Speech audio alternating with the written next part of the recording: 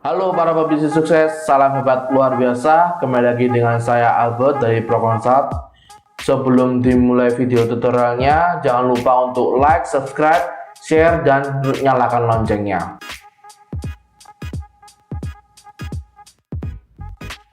Pada video tutorial kali ini, saya akan membahas mengenai aspek perpajakan antara Undang-Undang PPN dengan perbandingan Undang-Undang PPN Cipta Kerja. Ya, kalau kita melihat di Undang-Undang PPN ini, di pasal 1A angka 1, yang dimana termasuk penyerahan barang kena pajak adalah di dalam huruf G. Ada perbedaan.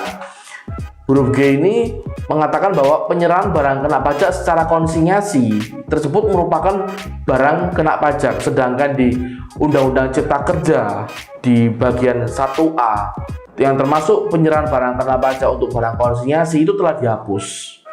Di sini kita bisa melihat untuk perbedaannya bahwa penyerahan barang kena pajak konsinyasi sekarang itu bukan objek PPN, sehingga ini memudahkan para pengusaha untuk mengatur cash flow perusahaan agar ketika melakukan penyerahan tidak perlu untuk melakukan penyetoran PPN terlebih dahulu. Oke, selanjutnya di pasal 1 angka 2 yang tidak termasuk penyerahan barang kena pajak di huruf D di Undang-Undang PPN yang lama, pengalihan barang kena pajak dalam rangka penggabungan, peleburan, pemekaran, pemecahan, dan pengambilan usaha dengan syarat pihak yang melakukan pengalihan dan yang menerima pengalihan adalah pengusaha kena pajak.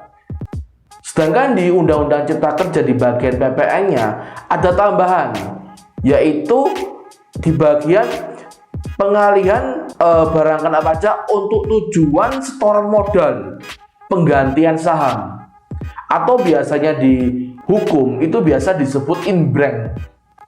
Sehingga inbrank dalam bentuk barang untuk Undang-Undang Omnibus Law PPN ini sudah bukan termasuk penyerahan barang kena pajak, sehingga perusahaan kalau misalnya dia melakukan investasi dalam bentuk barang sudah tidak perlu lagi melakukan pembayaran PPN keluaran atas setoran modal tersebut.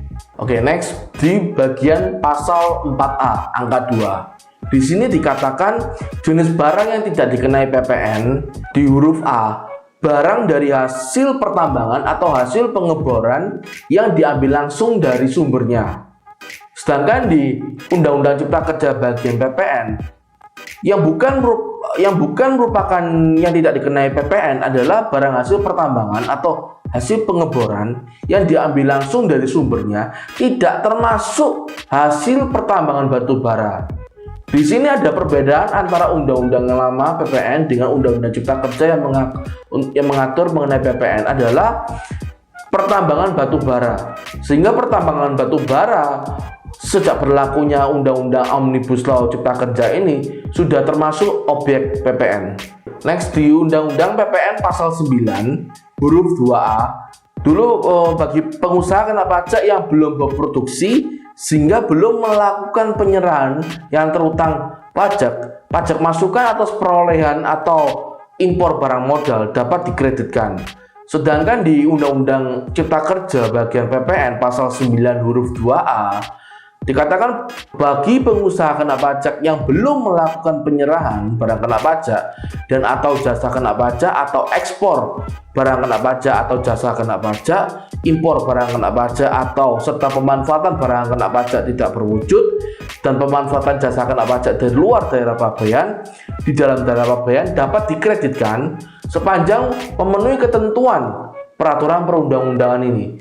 Sehingga kita bisa melihat antara Undang-Undang PPN yang lama dengan Undang-Undang Cipta Kerja mengenai PPN yang baru. Ini mengatur khusus untuk pengkreditan, ada pengaturan lebih signifikan antara Undang-Undang PPN yang lama dengan Undang-Undang PPN yang baru. Di pasal 9 Undang-Undang PPN yang lama, di angka 4B, dikatakan dikecualikan dari ketentuan sebagaimana dimaksud pada ayat 4 dan ayat 4A atas kelebihan pajak masukan dapat diajukan permohonan kelebihan setiap masa pajak oleh di Undang-Undang PPN huruf F pengusaha kena pajak dalam tahap belum berproduksi sebagaimana dimaksud huruf 2A itu bisa melakukan pengembalian setiap masa pajak. Sedangkan kalau kita melihat di Undang-Undang Omnibus Law Cipta Kerja di huruf F tersebut itu merupakan telah dihapus oleh pemerintah. Jika kita lihat bahwa pemerintah ini mengatur khusus mengenai pajak masukan untuk pengusaha kena pajak yang belum bisa melakukan produksi. Untuk di Undang-Undang PPN pasal 9 angka 6A, pajak masukan yang telah dikreditkan sebagaimana dimaksud pada ayat 2A dan telah diberikan pengembalian kepada wajib pajak wajib dibayar kembali oleh pengusaha kena pajak dalam hal pengusaha kena pajak tersebut telah gagal produksi selama 3 tahun sejak masa pajak pengkreditan pajak masukan dimulai. Kalau kita melihat di Undang-Undang Cipta Kerja, di Undang-Undang PPN, di sini diatur menjadi pajak masukan yang tidak bisa dikreditkan, sehingga pengusaha wajib membayar kembali atas PPN masukan yang telah dikreditkan. Namun, jika kita mengacu ke pasal angka 6B, ini telah dihapus oleh pemerintah di Undang-Undang Omnibus Law tersebut. Dan jangka waktunya untuk diatur di pasal 6C, diatur oleh pemerintah untuk sektor-sektor tertentu, ini bisa ditetapkan lebih dari 3 tahun. Yang semula pemerintah di Undang-Undang PPN hanya membataskan 3 tahun, sedangkan di Undang-Undang Omnibus Law mengenai PPN untuk yang gagal berproduksi untuk sektor-sektor tertentu itu bisa lebih dari 3 tahun. Ya, kalau kita lihat di Undang-Undang Cipta Kerja Omnibus Law pasal 9 di huruf 6D ini, kita melihat untuk pengusaha kena pajak yang melakukan pembubaran atau pencabutan PKP dan ada sisa barang kena pajak yang belum dilakukan penjualan dengan adanya pajak keluaran, maka pajak masukan yang telah dikreditkan tersebut menjadi tidak dapat dikreditkan. Pada saat kapan? Pada saat pertama kali pajak masukan tersebut dikreditkan. Setelah pajak masukan yang tidak dapat dikreditkan tersebut wajib dibayar kembali ke dalam kas negara ketika dia sudah menerima pengembalian pajak masukan yang sudah dikreditkan atau melakukan pengkreditan pajak masukan atau melakukan kompensasi ke masa pajak berikutnya. Semua hal tersebut tidak bisa dilakukan, tidak bisa dikreditkan dengan adanya Undang-Undang Omnibus Law Cipta Kerja kaitan PPN ini yang baru. Bagaimana dengan bagian 6F ini? Kita melihat di sini ada pajak masukan yang harus dilakukan pembayaran kembali paling lambat pada saat pengkreditan tersebut sudah berakhir selama 3 tahun. Akhir bulan berikutnya harus dibayar kembali ke kas negara. Untuk sektor usaha tertentu pasti lebih dari 3 tahun sesuai dengan peraturan pemerintah. Bagaimana jika melakukan pembubaran? Pembubaran tersebut pada saat pembubaran akhir bulan berikutnya harus dikembalikan lagi ke kas negara atas pajak masukan yang tidak ada pajak keluaran tersebut. Di pasal 6G-nya, jika wajib pajak tidak melaksanakan akhir bulan berikutnya dia terlambat atau tidak menyetorkan ke kas negara, maka akan diterbitkan surat ketetapan pajak oleh DJP dan surat ketetapan pajak tersebut dikenai sanksi di pasal 13 ayat 2 Undang-Undang KUP.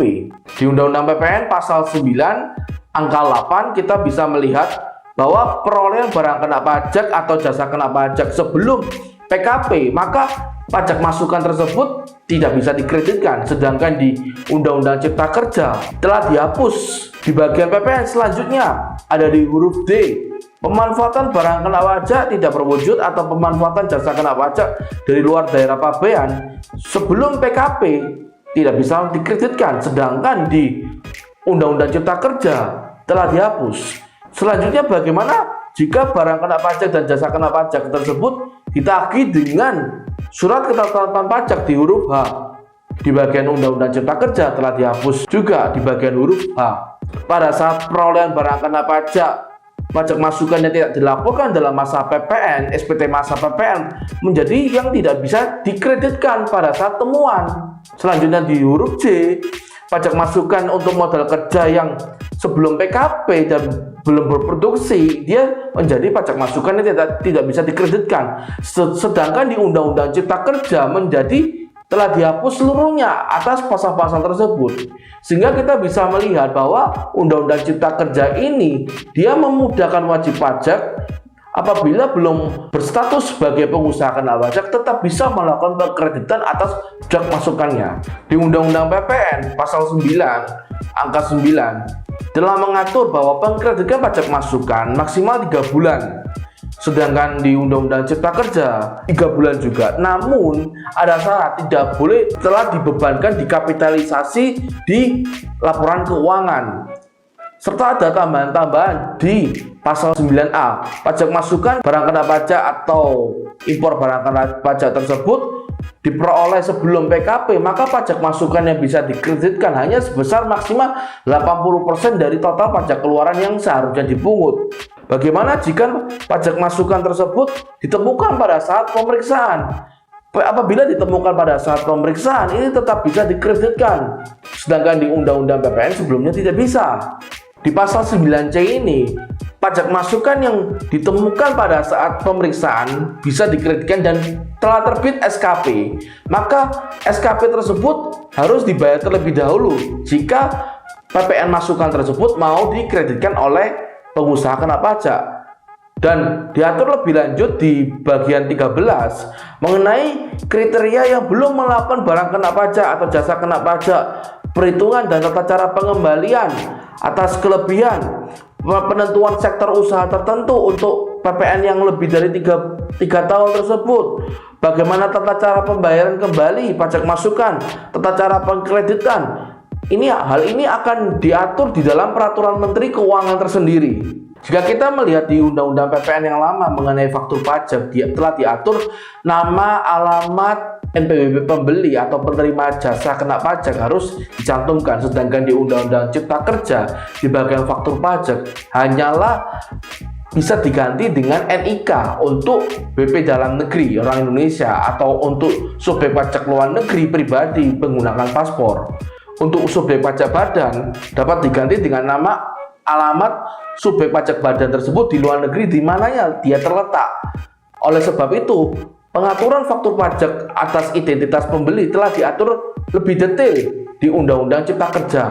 Undang-Undang Cipta Kerja ini juga mengatur mengenai pengusaha kena pajak pedagang eceran. Hal ini diatur untuk pengusaha kena pajak pedagang eceran, dia diberikan suatu kebebasan jika tidak mencantumkan nama pembeli, identitas pembeli, barang kena pajaknya atau jasa kena pajaknya tersebut. Namun untuk karakteristik konsumen akhirnya akan diatur di dalam peraturan Menteri Keuangan. Oke, para pebisnis sukses, sekian video tutorial aspek perpajakan perusahaan antara Undang-Undang PPN dan Undang-Undang Cipta Kerja. Untuk yang mempunyai pertanyaan atau topik-topik perpajakan yang ingin disampaikan, dibahas selanjutnya, silahkan tanya di kolom komentar. Nanti kita akan bahas di video-video tutorial selanjutnya. Wajib pajak, bangga bayar pajak.